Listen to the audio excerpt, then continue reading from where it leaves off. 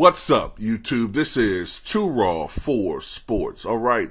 So before I get into this video, I want to give a big shout out to the brother Claiborne Bell for the $15 donation via the PayPal. And I see your note, and I'll probably do a video about that later on. Might be on Too Raw for TV, or it might be on Too Raw for Sports. I got to decide which one I want to put it on. But much respect to you for showing love to the channel. And I want to say one thing, too, before I continue with this video. There are times when I may forget to do a video request. Just remind me. If you're part of my Patreon, just message me. Or if you're not, just on the video, just leave a comment saying, hey, and you don't have to just put on just one video. Just remind me that I haven't done the video request, and I'll do it probably for that day or next day. But anyway, much respect to all of you who show love to Too Raw for TV, aka Too Raw for Sports.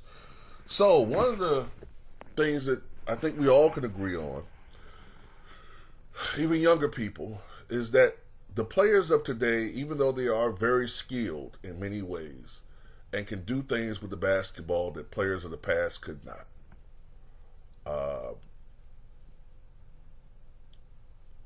One thing that bothers people is sometimes the lack of effort in games and the increasing number of players who don't live up to the hype. At one point in time, an NBA bust was not something that happened frequently.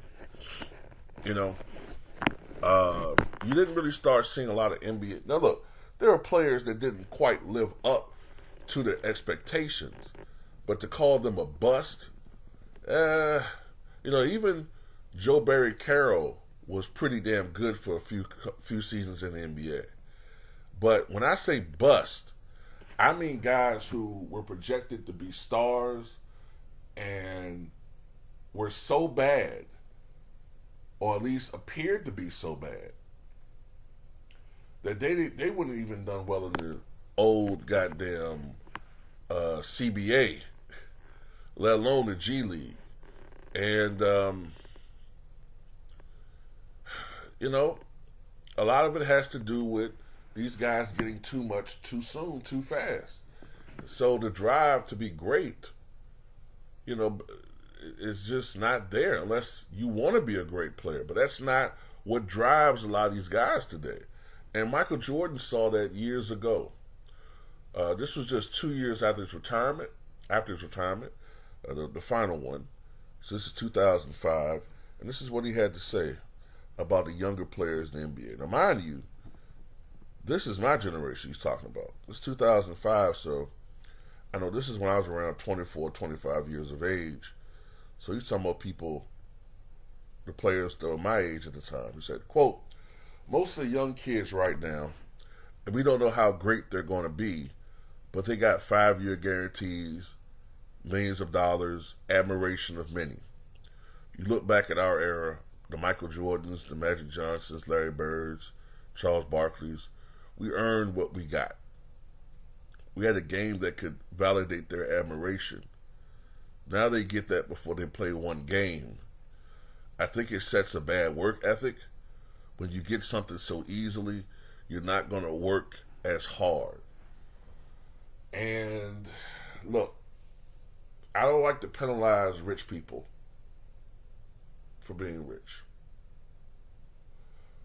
But oftentimes, when you see rich people who are born in wealth, with some exceptions though, but oftentimes they don't have that drive.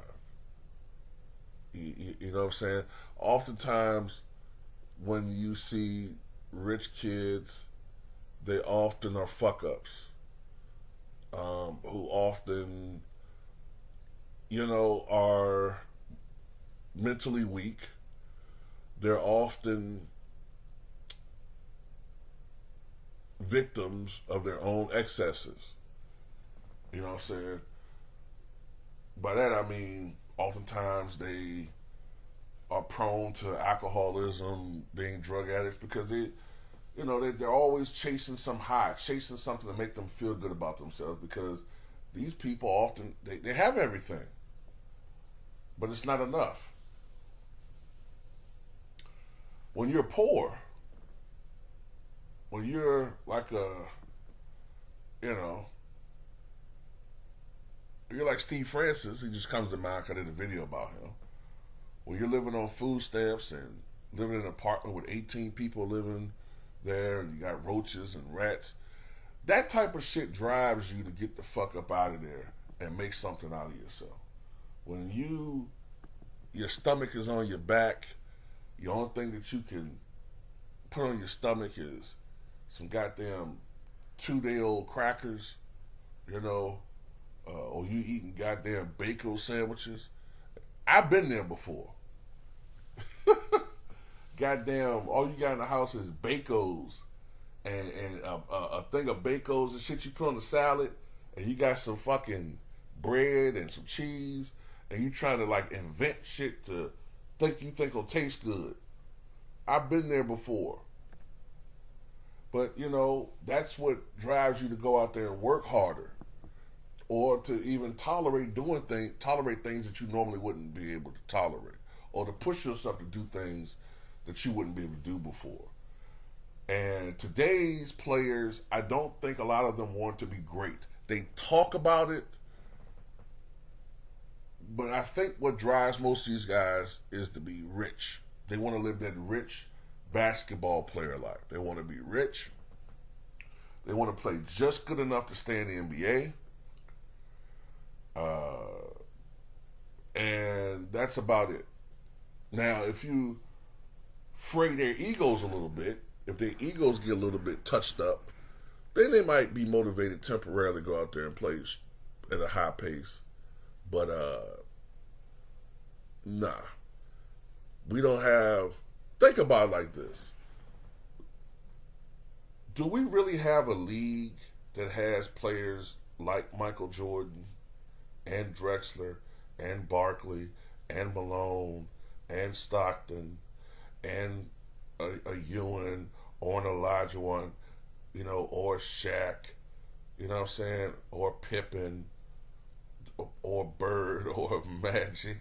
Like, do we have those level of players throughout the NBA right now? I mean,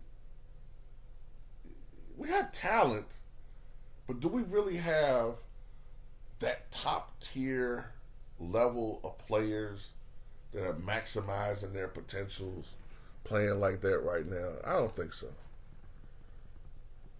We got some good B level and C plus level players, but A tier levels, we got like a handful. But anyway, that's all I got to say about it, man. Tell me what you guys think.